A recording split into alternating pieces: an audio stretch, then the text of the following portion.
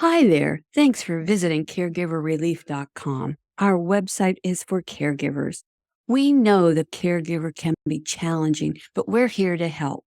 Our website is full of useful information that can make your life easier. So if you want to stay up to date with our latest content, be sure to subscribe to our email list. And as a subscriber, you'll get access to exclusive content that isn't available to the public. Don't miss out on our great resources we have to offer. Subscribe now and start benefiting from our expert advice and support. And thanks for watching. We look forward to supporting you on your caregiving journey. Today's lesson is anxiety, an early sign of Alzheimer's disease. We can all relate to the TV characters that have different types of anxiety disorders.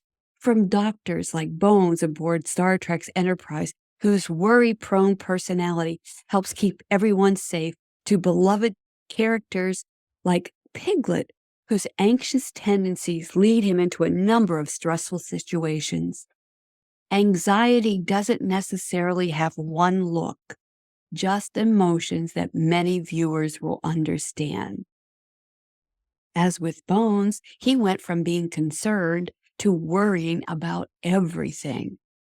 And the character Sherlock Holmes likes things a very particular way.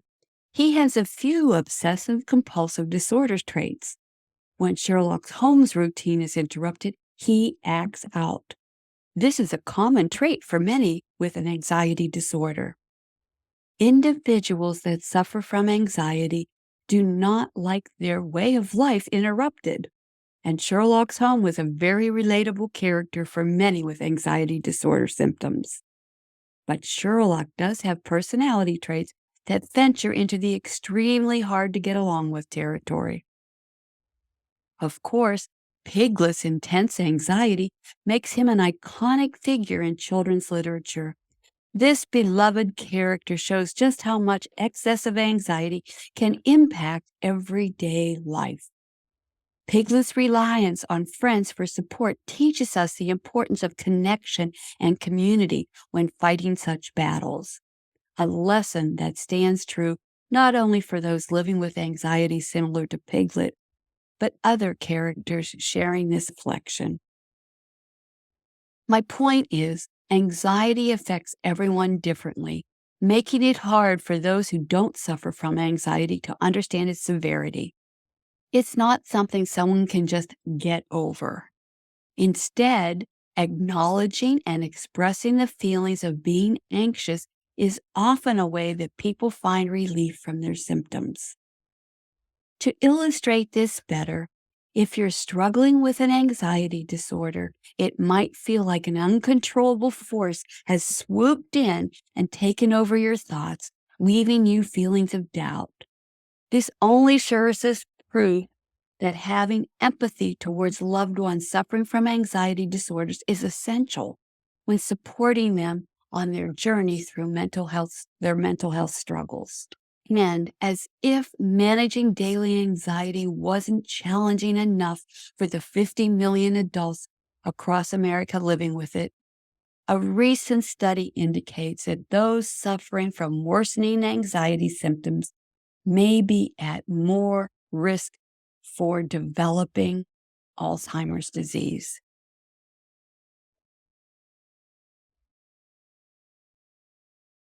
Researchers observed higher levels of beta amyloid proteins in the brains of older adults with anxiety disorders.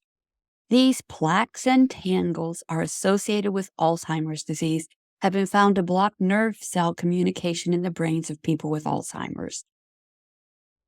It is believed that the symptoms of Alzheimer's disease starts as early as 10 years prior to a diagnosis. According to the study published in the 2018 January edition of the American Journal of Psychiatry, anxiety could play a significant role in increased beta amyloid levels among older adults. Although there are many possible other factors contributing to such diseases, being mindful and taking preventative measures against escalating worries can help protect your future mental health. So let's talk about anxiety disorders and Alzheimer's disease. There is a new school of thought on how targeting anxiety disorders can be a way to help slow the progression of Alzheimer's disease. This recent study has strongly suggested so. The study included 270 adults aged between 62 and 90 years old. All had normal cognitive function. The researchers analyzed the levels of beta amyloid in brain scans. Then they assessed symptoms of depression and anxiety in each participant. They used the 30-item geriatric depression scale to quantify the results. This is the geriatric depression scale, the scale that is used when you go for your yearly end-of-life talking discussion through Medicare. Your primary care physician may use it once or twice a year to determine if you are suffering from the symptoms of depression. The results of these studies show that those who had higher levels of beta amyloid were also more likely to have been diagnosed with either depression or anxiety disorders. It seems that the longer adults experience symptoms of anxiety, the higher their levels of beta amyloid in brain scans is a possible indicator for Alzheimer's. Therefore, it's important to monitor your mental health. So let's talk about how to take steps towards reducing stress, managing your emotional well-being, and monitoring your anxiety as part of a dementia prevention program.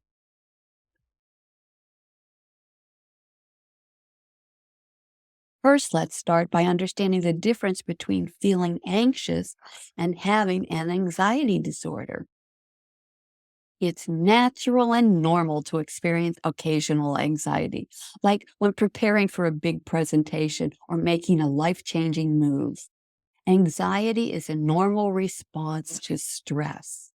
It is important to remember that these fleeting moments that trigger anxiety should not be confused with more persistent forms of mental disorders, such as generalized anxiety disorder, also known as GAD, G-A-D. The Mayo Clinic explains how generalized anxiety disorder can interfere in someone's daily life. They may experience an inability to function because of extreme worry and fear. These feelings may trigger panic attacks as they peak in intensity. When sharing your own experiences of the symptoms of anxiety, you might have encountered people who downplay the negative impact this disorder has on our lives. Individuals that do not suffer from anxiety disorders do not know what it feels like day after day. Remember, we all go through moments of occasional anxiety. If the emotional and physical symptoms become a routine response to daily events, then seeking support from a mental health professional could help you prevent developing Alzheimer's disease, as well as overcome your anxiety disorder. So let's talk about the different types of anxiety disorders. Many feel anxious, and those feelings are an everyday reality for many of us. In this audiocast, we're going to cover what causes anxiety and how you can recognize when anxiety has become a disorder. We'll also go through some coping strategies that can help you relieve symptoms while providing much needed anti-anxiety prevention techniques. From understanding the medical definitions to recognizing the physical symptoms of anxiety, such as sweating or a rapid heartbeat. So let's dive into solutions that will address your anxiety disorder, as well as put a dementia prevention plan in place. I want to start by defining what is anxiety as determined by health professionals. We've all felt anxious in our lives, whether it's due to a looming deadline or an upcoming presentation or just going to the doctor's office. White coat syndrome is actually a form of anxiety because as soon as you see a white coat, your blood pressure goes up. So that's a perfect example of when people feel anxiety when they go to the doctors and they have an increase in their heart rate and blood pressure. Anxiety has far more effects than just worry and nervousness. Physical changes such as increased heart rate and sweating are common symptoms of this condition. As the American Psychiatric Association states, there might be signs you should look out for if your level of anxiety feels abnormally heightened. So remember that even mild worries can have real impacts on both your body and your mind. And there is definitely that body-mind connection. So let's address the causes of anxiety disorders. Worries about the future and fear of dangerous or threatening traumatic events are often common causes of feeling anxious. There are other potential causes of anxiety as well. Substance abuse is one such cause that can lead to symptoms similar to those experienced with anxiety disorders. This is true when a person experiences withdrawal from illegal substances like opioids, prescription drugs. I had withdrawal from duloxetine, which is an antidepressant, because I couldn't get the prescription refilled, and it was terrible. And over time, they may become nervous and have panic symptoms such as difficulty concentrating, rapid heartbeat, as well as part of their withdrawal process. Being mindful of this risk factor when managing your overall mental health is important. We've all seen the movie scenes where a person is what they call jonesing for a fix. People do go in with withdrawal symptoms, and that causes a sense of anxiety. Doesn't mean it's an anxiety disorder. We'll discuss that later. Genetics can play a role in individuals' risk factors to developing an anxiety disorder. This can potentially lead to mental health problems if not addressed. On the other hand, psychological issues cause mental disorders such as social phobias or a social phobia. Some may have repressed thoughts from an early childhood event that could be a contributing factor.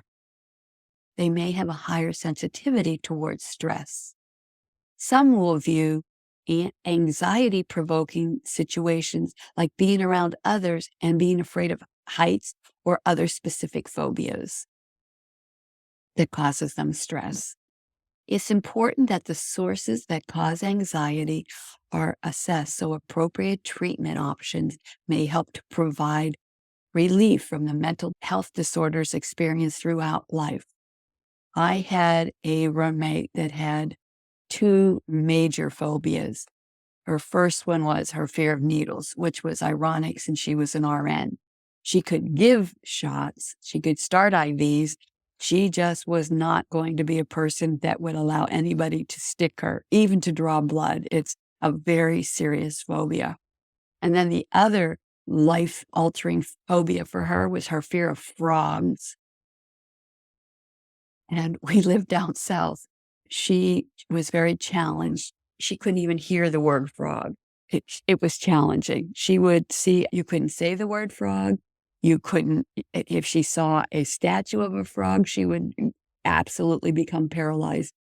Her ability, her phobia was so strong that she'd have to grab a broom and before she went outside the house to see if there were any frogs. It was sad. It really was life-altering for her. Chemical imbalances in the brain can also be responsible for developing anxiety disorders. Anxiety is a wide-ranging condition that can stem from many sources. Unfortunately, some physical health conditions may even manifest with changes to brain chemistry and require treatment in order for individuals to experience full recovery.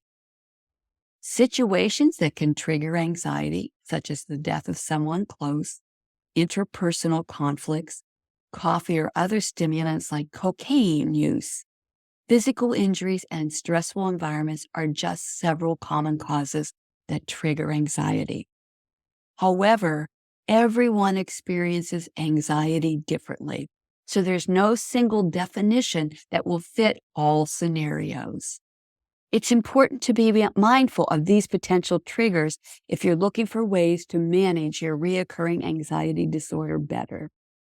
The best course of action would be to start talk therapy with a mental health professional to identify your triggers and start a personalized treatment plan of care as part of your dementia prevention program.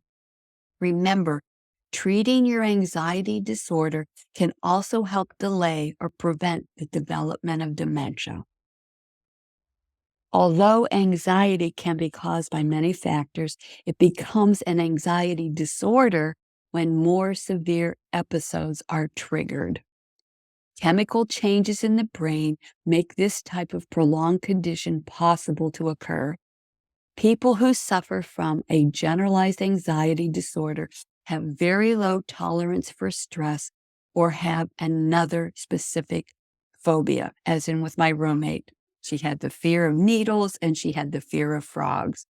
And they definitely became anxiety disorders for her. So let's talk now about the few different types of anxiety disorders. Separation anxiety disorder is felt when someone finds themselves being separated from loved ones, pets, or another element they consider essential in their lives. This is particularly common in children dealing with parents moving away or traveling without them. Since COVID, separation anxiety disorder is a lot more common.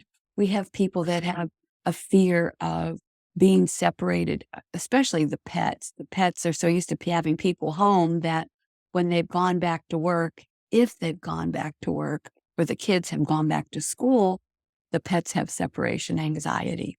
And of course, individuals are having that experience as well. Humans are having that experience as well.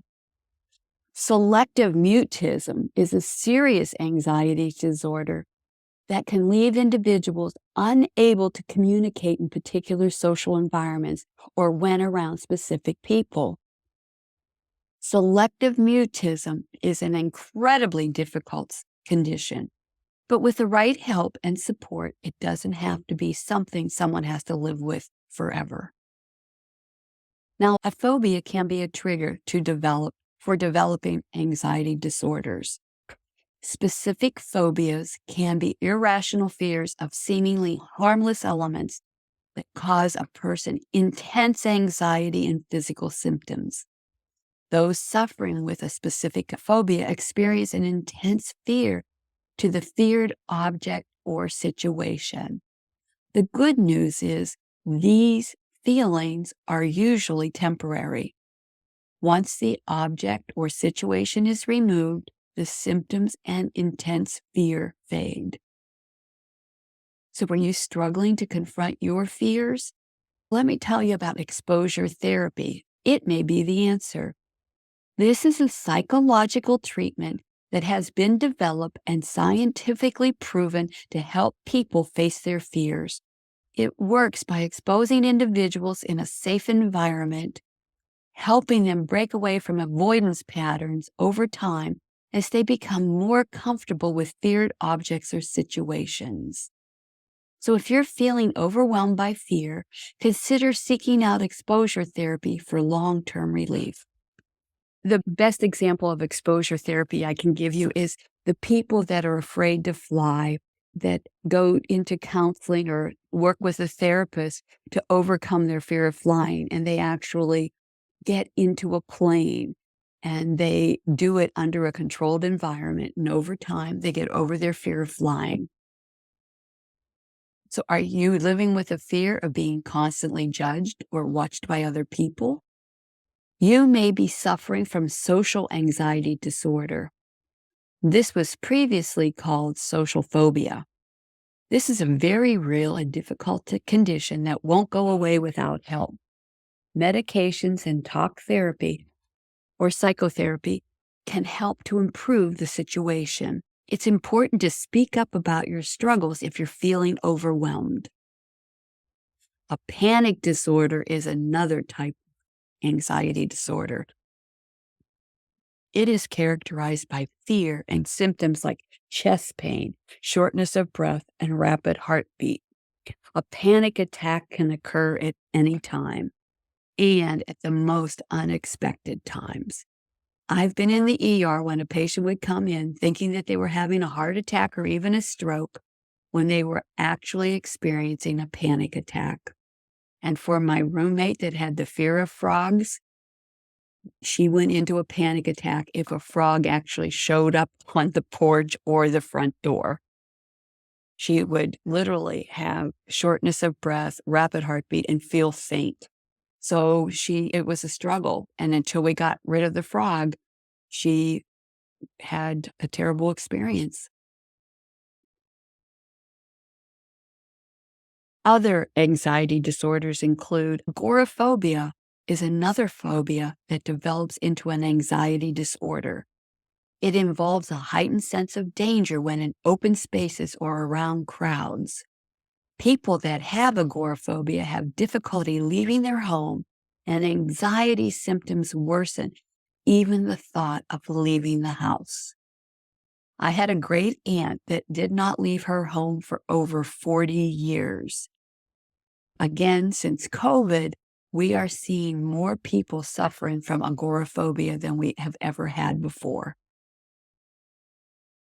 The lockdowns really affected a lot of mental health in our citizens.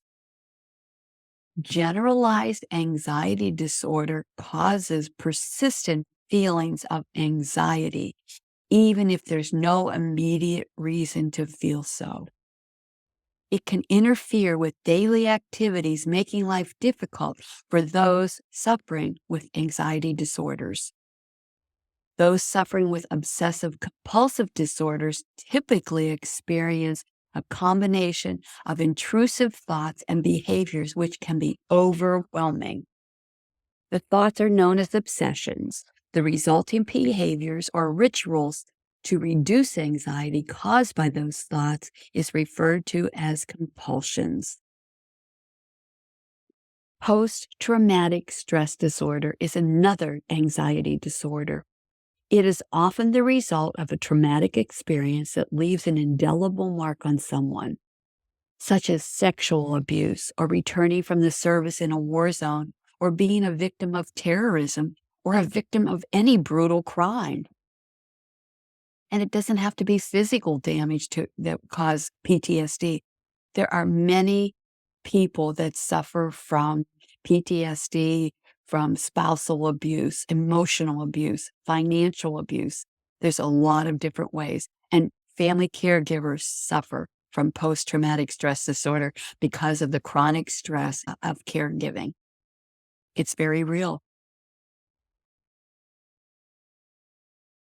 Post-traumatic stress disorder symptoms can be intense and bring back the memory of a traumatic event through everyday triggers, leaving sufferers feeling trapped in their own past. Help for individuals dealing with post-traumatic disorders does exist. I have seen IV ketamine provide relief so that those affected can make peace with the events they've gone through and move toward a brighter future. I had a client that had PTSD. He was a veteran, and he saw a Vietnam veteran at that. And he saw some brutal, awful things happen when he was in Vietnam. And the ketamine helped him work through those feelings even 50 years later. It's just horrible what our soldiers have gone through. Even though stress and worry can be the typical triggers of anxiety, certain chronic medical conditions can also contribute to those developing this disorder.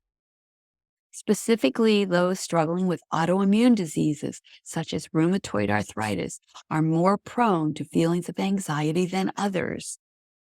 As I said before, people with anxiety disorders can vary in the signs and symptoms they exhibit. This will depend on the form of anxiety disorder involved. For example, someone suffering with a panic attack indicates an alarming health episode that may be coupled with intense symptoms such as sweating, nausea, or chest pain over a period lasting 10 minutes or more. Panic attacks, if not treated in a timely fashion, these episodes can worsen, leading to even further distress for the patient. Other anxiety disorders, such as generalized anxiety disorders, are mainly identified by psychological and not physical symptoms. Social phobia, or social anxiety disorder, is more than just feeling shy. It's an overwhelming fear of scrutiny by others, which can cause serious impairments in work and school. Other types of specific fears, such as ones of insects or animals or needles and blood, or even heights or flying on a plane, they all hold similar levels of distress and avoidance behaviors. So let's talk about how to diagnose anxiety disorders. If you are experiencing anxiety, the first step may be to talk with your primary care provider. He or she can conduct a physical exam and check for any potential underlying medical conditions that can be causing it. If your mental symptoms seem severe enough, then seeing a mental health specialist, such as a psychiatrist, is highly recommended. And they can diagnose an anxiety disorder correctly through various means, including checking physical signs and symptoms of distress and providing psychotherapy or counseling sessions. Are you feeling overwhelmed and anxious about life?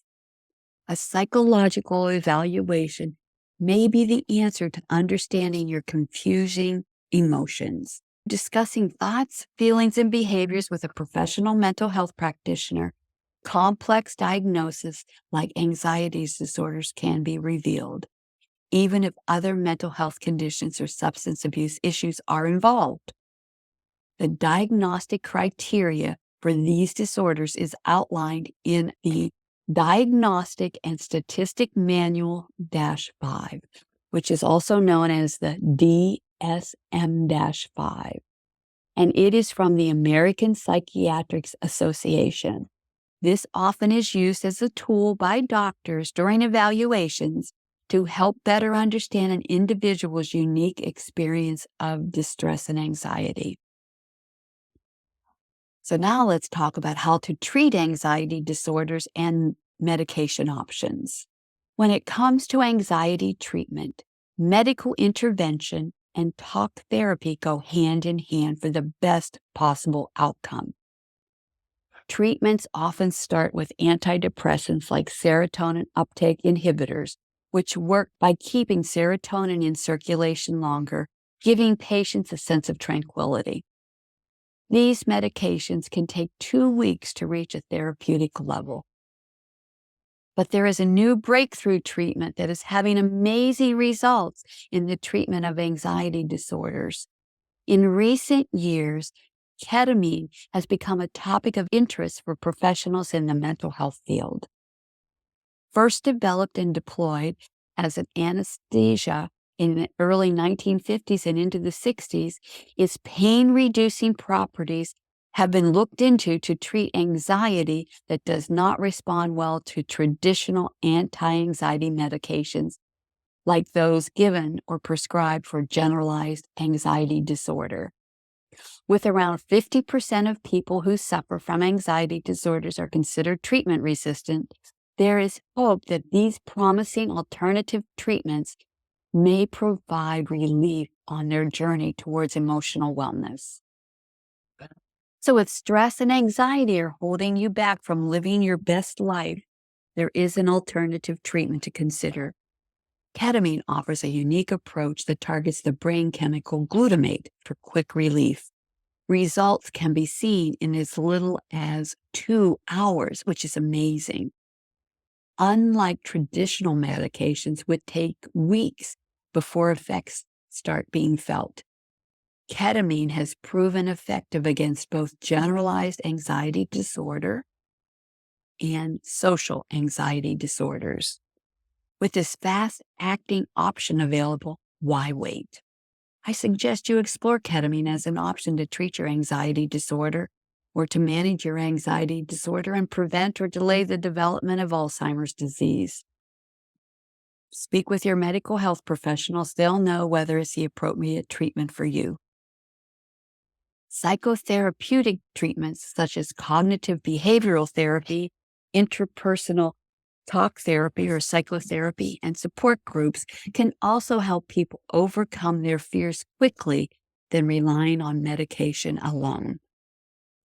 Cognitive behavioral therapy, also known as CBT, is an innovative approach to helping people recognize how their thoughts and feelings shape their behaviors.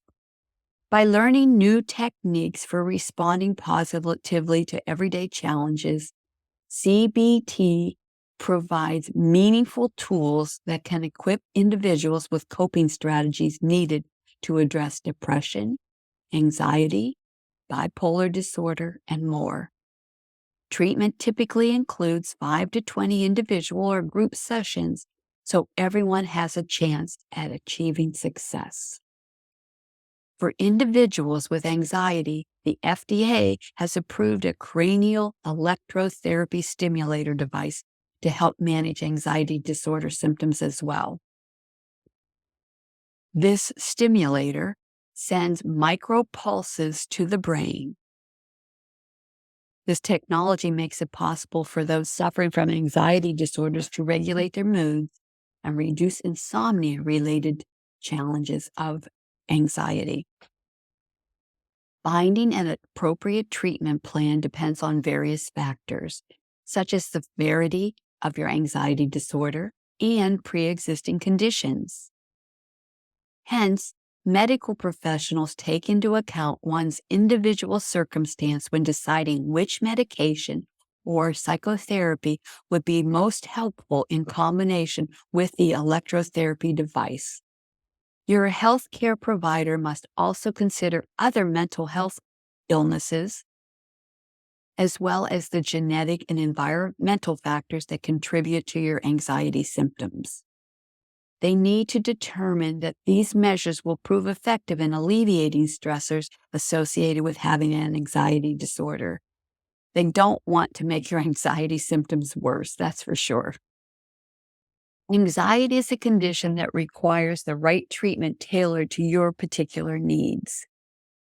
Discuss with your doctor which medications can be used for effective symptom relief and how long they should be taken. Antidepressants, anti-anxiety medications such as buspirone, or sedatives or benzodiazepines, and beta blockers may also help in managing symptoms of anxiety. However, it's important to discuss possible side effects resulting from taking these drugs so you know what kind of experience you might result while you're taking them. I want to address the use of anti-anxiety medications in treating anxiety disorders. Dementia is a devastating illness that affects millions of people. Recent research published in the British Medical Journal revealed an alarming connection between dementia and certain anti-anxiety medications such as Valium, Xanax, or benzodiazepines. After studying nearly 9,000 older adults for 6 years who have taken these drugs to treat anxiety or insomnia, researchers found evidence showing individuals were 51% more likely to develop Alzheimer's disease and other types of dementia if they ever use these types of medications. The study also found that there was a greater risk link to longer use time. This means the longer you took anti-anxiety medications, the greater your chances for developing dementia became. It's still unclear whether taking medication preceded the onset of Alzheimer's symptoms, but it ought not be overlooked as part of helping patients manage their condition. Since so many people with anxiety disorders are prescribed anti-anxiety medications, I thought it important to be aware of this potential consequence when considering taking benzodiazepines. In September 2020, the FDA issued an updated black box warning that about to inform users about the risks such as physical dependence and addiction associated with these drugs. Additionally, it was noted that combining them with opiates can lead to fatal outcomes. Though further research is still being conducted on a possible link between diazepines use and dementia, caution certainly should be taken before making any decisions related to taking this medication. So let's talk about things you can do to prevent anxiety disorders from developing. Anxiety can take a severe toll on your life, but you don't have to live with its symptoms forever. Let's explore strategies that could help lessen anxiety today and provide long-term relief for the future. To start, focus on controlling your breathing. I use this technique many times a day, and it may sound counterintuitive, as it does not mean breathing in more deeply or rapidly. Instead, opt for slower breaths to reduce stress levels associated with poor breathing habits linked with anxiety disorders. And trust me, I do this because I too suffer from anxiety. Not a disorder, but definitely anxiety. So what I do is anytime I feel a stressful moment, I have taught myself to step back, take a few moments to reset your body and mind by practicing mindful breathing. You just take slow, gentle inhales through the nose for 5 to 7 seconds. And then you follow it by pursing your lips and exhaling for 7 to 9 seconds. Repeat this cycle 10 to 20 times to prevent hyperventilation, which can exacerbate anxiety symptoms, restoring balance in both your physical and mental states. Trust me, I do this every day. I've taught my brain to say, stop, take a deep breath. And I slowly take a deep breath in. I hold it for a few seconds, and then I slowly exhale it, and it does help. So definitely use that strategy. You can break your anxiety cycle. This is another strategy I use to manage my anxiety. If you're feeling anxious, going for a light jog, that's not me anymore, or a fast walk. That could be me, but I think it's more of just a walk. It can be an excellent way to reduce symptoms. By getting active, you'll burn away stress hormones and release endorphins, which help improve your overall mood. Exercise is also linked with better breathing habits and provides a healthy distraction from the worries that come with anxiety. So when things seem overwhelming, take some time to get outside and breathe in some fresh air. I want to tell you that sometimes it just need to just get outside. I don't care if it's in the rain or in this terrible sun. For just a few minutes, just feel nature, feel the sun on your body, the breeze on your face, and breathe in that air. It just definitely helps calm you down. Other techniques I use are essential oils. The extracts from plants have been used for thousands of years to treat a number of conditions, including anxiety. Essential oils activate certain areas of your brain and release feel-good chemicals such as serotonin. They have been found to ease symptoms of anxiety, stress, and depression, improve mood, and improve sleep. I use lavender oil on a lot of my clients. I make lavender oil balms. I make a lavender oil spritz that they can put on the pillowcases of your family loved one or yourself. I also use lemon essential oils at times when I have somebody who's tired and sleepy and needs to feel more awake. I want to address the importance of practicing stress management techniques to manage your anxiety. Take Caregiver Relief Stress Buster course to learn the techniques to manage your anxiety. For many of us, anxiety can be overwhelming and have a major impact on our lives. But it's important to remember that worrying about the future prevents you from truly living in the present moment, something all humans should strive for. It may seem like an impossible task at times, but with practice, learning how to accept your anxieties as normal feelings while making time each day to do things that bring you happiness is key. Take time to learn about how to manage your anxiety to prevent Alzheimer's disease. Thank you for watching. Don't forget to hit that subscribe button and ring the notification bell so you never miss an episode of Caregiver Relief. If you have any thoughts, ideas, or suggestions for future videos, topics you'd like us to cover, or even improvements you'd like to see on the channel, drop them in the comments below.